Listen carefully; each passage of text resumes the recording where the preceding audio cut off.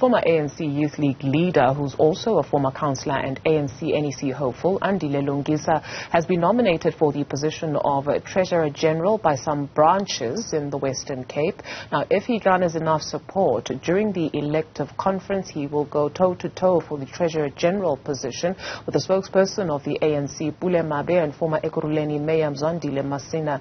His chance to make it to the top six is pinned on lobbying conference delegates and gaining 25% support from the floor. He joins us now to help us understand how he sees his campaign working out. Thank you very much for availing yourself this morning. Maybe let's start with that. Is that an accurate representation that you'll mainly be relying on people or delegates from the floor to lift you up? No, that's not a fair representation. Let us go to the constitution of the ANC, rule point 12.7.1. It is clear if you have received a provincial nominations, either you are nominated by Women's League or Youth League, by you receive a provincial nomination like Western Cape or Eastern Cape or KZN or Limpopo or Mpumalanga or any other province, you qualify to be in the ballot. As I'm talking to you, I qualified to be in the ballot. It was just an omission on the side of the former Secretary General of the ANC, Kobrit Khalima, when we have not announced my name. Also, maybe it was just the unfortunate situation because sometimes as it goes along, Kobrit Khalima tends to make laws which are not in line and consistent with the ANC constitutions. If he wants to make those laws, is allowed by the same constitution of the ANC. It was supposed to have made what is called constitutional amendments.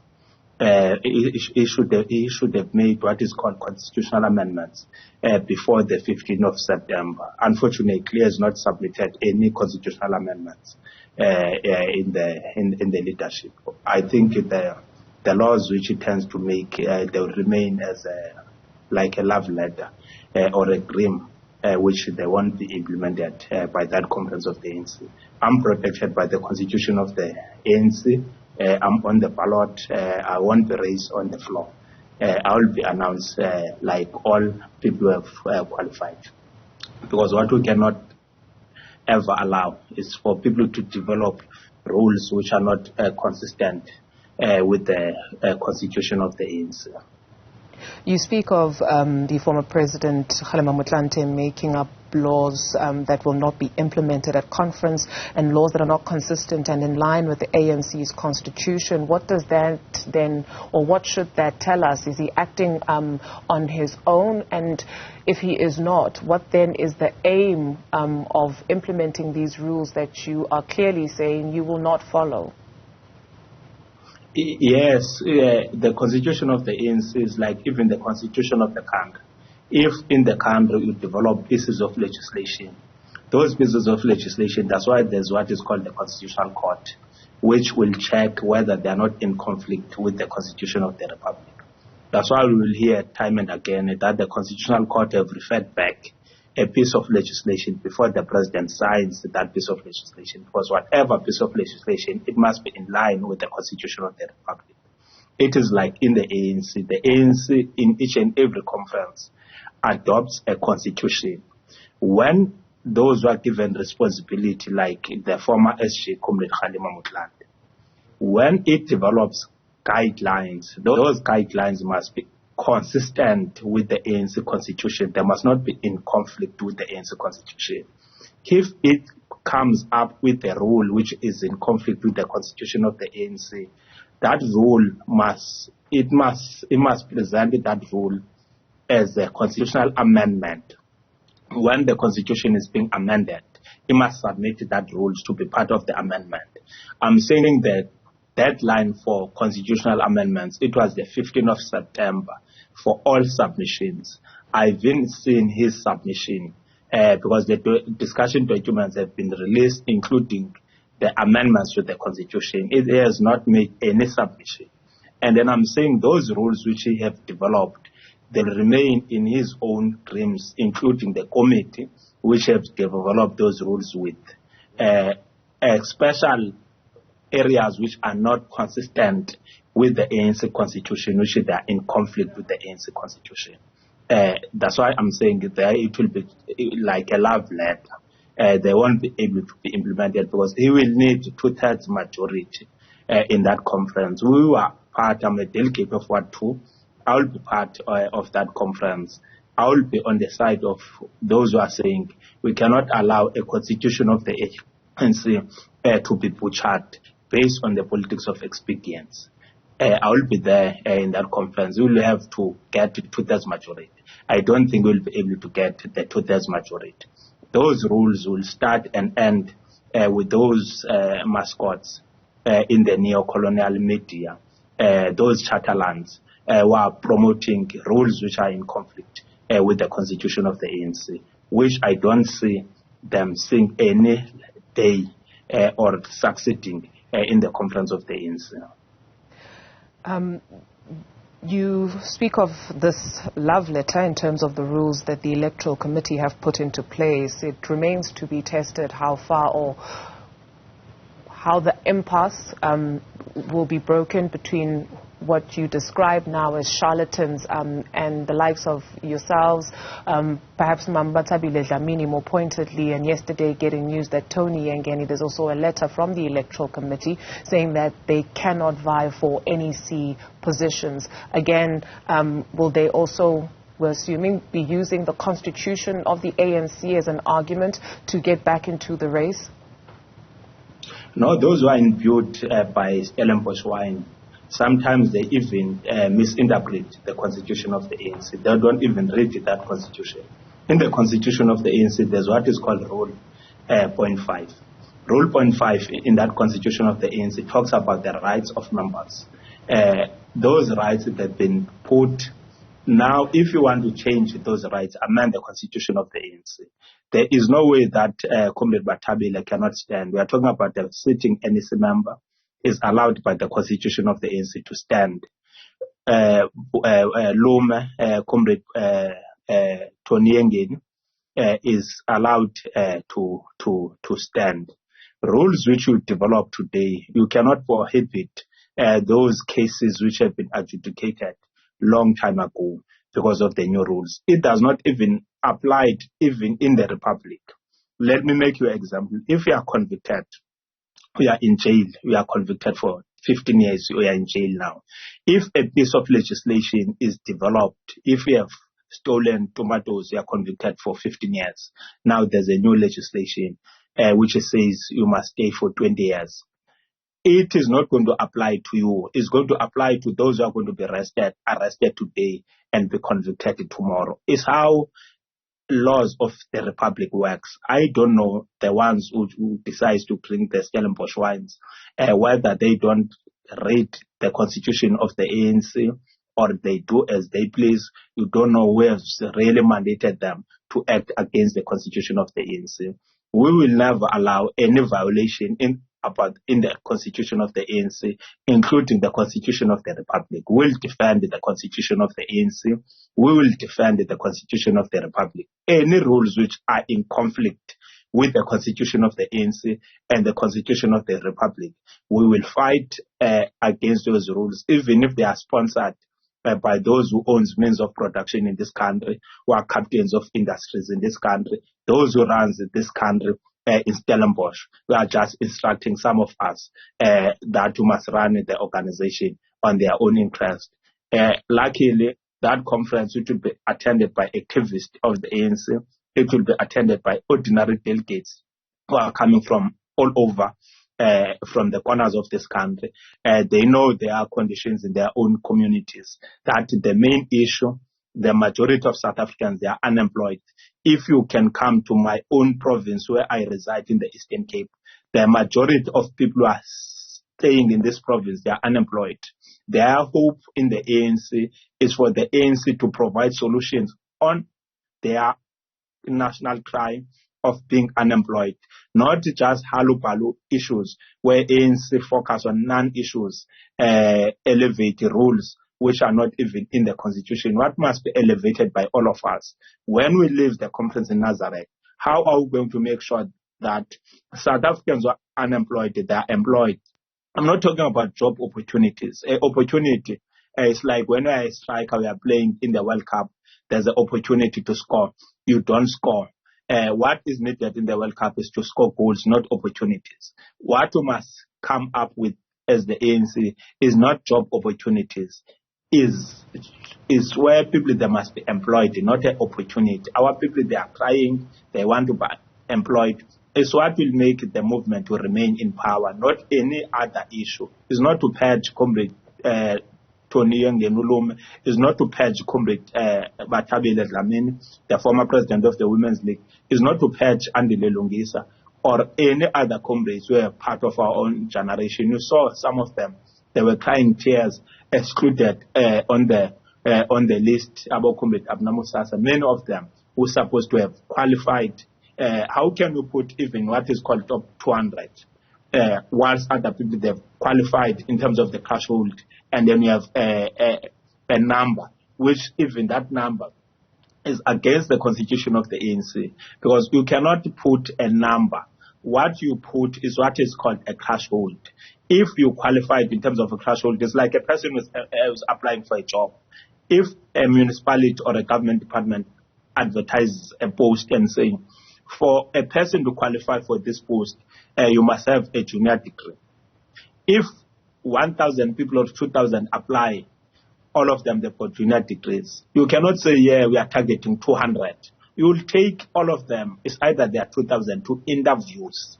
It's when we'll then take them down on the basis that others, maybe they must not have this skill, they've got additional skills. We'll then take them down as long as they've met the threshold. There are many people who are above. Andile, if you could please allow me to join you there. We're going to take a quick break, and then we're going to come back with you. Please do stay with us. We're back in conversation with Andile Lungisa, who is the Treasurer General hopeful at the upcoming ANC's elective conference in Johannesburg this week. I'd like for us, Andile, to please take a look at this. You mentioned the ANC's constitution, and on page 6 of the constitution, it speaks of an oath upon a member of the ANC or a potential joining the African National Congress, and it reads, I quote, "I solemnly declare that I will abide by the aims and objectives of the African National Congress as set out in the Constitution, the Freedom Charter, and other duly adopted policy positions, that I am joining the organization voluntarily and without motive and material advantage or personal gain, that I agree to respect the Constitution and the structures and to work as a loyal member of the organization, that I will place my energies and skills at the disposal of the organization and carry out tasks given to me, that I will work towards making the ANC an even more effective instrument of liberation in the hands of the people, and that I will defend the unity and integrity of the organization and its principles, and to combat any tendency towards disruption and factionalism." If we go beyond the politics, you have mentioned that the ANC has not been an effective instrument of liberation in the hands of the people, and so why should the people consider the ANC when it comes to the 2024 general election, given that the quality of their life has not improved? You speak of unemployment in the Eastern Cape. It's not exempt, but we've heard this before. We've heard it every time there's campaigning. We need to create jobs for our people. We need to do this. We need to do that. It's not limited to the 6th or the 5th administration. The ANC has been in power for 28 years. While we appreciate that it might take a little bit more time, there are just some things that the everyday person is tired of hearing. No. The ANC is the only asset in the hands of Africans and blacks in this country. It needs to be protected and be defended. That's why the oath which we have mentioned does not talk about any rules which must be in conflict with the ANC constitution. It says the members must be loyal to the constitution of the ANC and all duly adopted documents of the ANC. It makes a reference to the Freedom Charter through the eye of the NEC. It talks about resolutions of conferences, not any rule which is in conflict. If there's a rule which is in conflict with that constitution, every member of the ANC must fight against that rule which is in conflict. It's what I'm doing, because I must defend that oath. Because I know the ANC is the only asset in the hands of black people. Those who are unemployed, they expect those who are unemployed in this country, they expect the ANC out of its conference in Nazareth from the 16th up to the 20th of December, that it will provide solutions. It will attend to their own issues. That's why we go to that conference with a sense of hope, with a sense of energy. But we're part of a generation which came with a program of action, which we're saying we understand the conditions of our people guided by that program of action. That's why we're saying we must emerge from that conference where we're going to employ South Africans, where we're going to be able to punish big business, especially big corporations who have not been investing in the South African economy for more than 20 years, where they've been making promises. In that conference, we have to resolve that will take 70% of their reserves, of their profits, which must be invested in the South African economy for industrialization, for infrastructure development. We must be able to push in that conference that PIC must invest in the black-owned businesses. All corporations who are not listed in the Johannesburg Stock Exchange, PIC must be able to pull out the investment in those corporations. It must invest in corporations which are in Johannesburg Stock Exchange. It must invest more than 50+1% to the black-owned entities, who must take 70% of the PIC, because the money of PIC cannot remain and be in the hands only of private managers, private entities in this country. It must also be in the hands of ordinary South Africans, because we are talking about pensions here of our own grandmothers and grandfathers, of our own mothers and fathers in this country, which now sits in the private equity firms. We are saying that money must also be invested to industrialize the economy.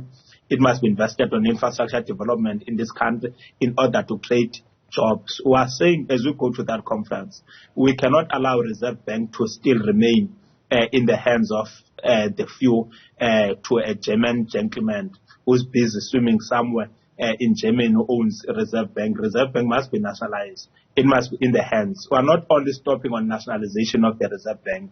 We are moving further to say we must broaden the mandate of the Reserve Bank, where it must also focus on economic development in this country, like all other banks in the world. We are saying the South African financial institutions, your banks in this country, like your ABSA, your FNB, your Standard Bank, all of them, they've monopolized the industry, the financial sector in this country. We are saying they must be given licenses like casinos for 5 years, where they must be able to operate for 5 years.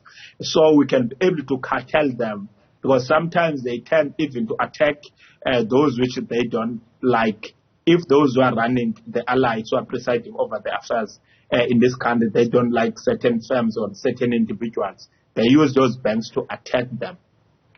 We're saying now if they've got licenses like casinos, it will be better. It's what we're saying. We cannot allow the economy to remain in the hands of monopolies in this country. We are saying we must dismantle all the colonial settler capital in this country, which is running the show in this country. We are saying it's what we must be able to do. We cannot allow a situation where South Africans until today, they don't have even a black-owned bank. They don't have even cooperative banks in their own communities. Even before 1994, the Bantu stands, if you go to Transkei, there's a Bank of Transkei. If you go to the Northern Transvaal, like there's VPS. If you go to KZN, there's Tala Bank. You go to the Northwest, there were banks. Today, there are no banks. All those licenses were taken away from those black communities. We are saying we will make sure that the black communities, they've got licenses, because we are saying the control of the rand in each and every community is very important, the circulation of the rand. If you cannot control the circulation of the rand in our own communities, we will remain poor. When we do not have banks, as I'm talking to you, you must go to small towns in each and every first week of the month. When our grandmothers receive their money for pension, for the subsidy from government, the grants, it goes to the big monopolies. It does not stay in the townships. It does not stay in the villages. It goes back to big monopolies. So I'm saying if in the townships, in the villages, there are cooperative banks, there are banks, that money will be able to remain longer in those communities. It's what we're talking about when we talk about the radical economic transformation.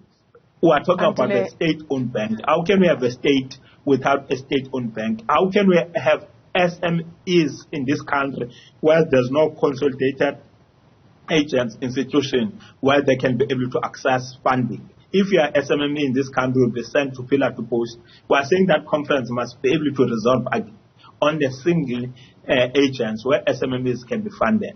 If you look for institutions like NYTA, as I'm talking to you, they are not capitalized in this country. We are saying government must inject resources to that institution. So in order for ordinary young South Africans to be able to access money, you will always blame those who are presiding over NYTA for nothing, because the institution, since I was even given a task to establish that institution, until today it was Andile, never please allow me capitalized. to just join you there for the purpose of time. Unfortunately, we are running out. Just maybe a quick question as we head to the new week. Quite a lot is happening for the party, including the sitting in Parliament on Tuesday. How should members of your party vote? Should they adopt that report into the Pala Farm matter that was presented by the panel? No, it will be idiotic and be mischievous for any member of parliament not to adopt a report which you have sanctioned. Those who are crying tears about that report, it must be firstly be adopted by a parliament. A report. When it's adopted by parliament, it becomes a report. Those ones who take it to court and be adventurous about parliament, they can then take it to court. When is the report of parliament? As we speak, it's not a report of a parliament. It's still a report of a committee. It will be a report of a parliament when it's adopted by parliament. Then later, those ones who take it to court, they can then take it to court. When is the report of parliament? It will be prisoners for any member of parliament not to vote and adopt a report which they've sanctioned. If you do not want to adopt the reports which you've sanctioned, don't sanction a report. Parliament was not forced to sanction a report, but they've sanctioned a report now. They've got a report which they must adopt. And then those who are in pains, who've got running stomachs about that report, they can then take it to any court. Anyone is allowed to go to court. Even myself, when I'm aggrieved, I go to court day and night. We've got those rights of going to court. I'm not saying individuals must not go to court, but they must go to court when a report is adopted by parliament. We cannot develop rules here for individuals, and then we change every day. We are not citizens. We are not planned. We do not perish because a new season comes. When we talk about rules, we must always be principled, and then we have established rules which will guide every person. This thing of changing rules is what we are fighting against. The people are just developing rules which are not in line with the constitutions, which are in conflict with the constitution. That's the reality. Parliament must adopt the report. It will need men of honor, women of honor, people of courage. South Africa needs, in fact, South Africa was liberated by people who've got courage. That's why the heroes in this country were killed by the apartheid, because they've got courage. In order for South Africa to move forward, to develop, in order for us to reach what is called the National Democratic Society, we need South Africans who've got courage.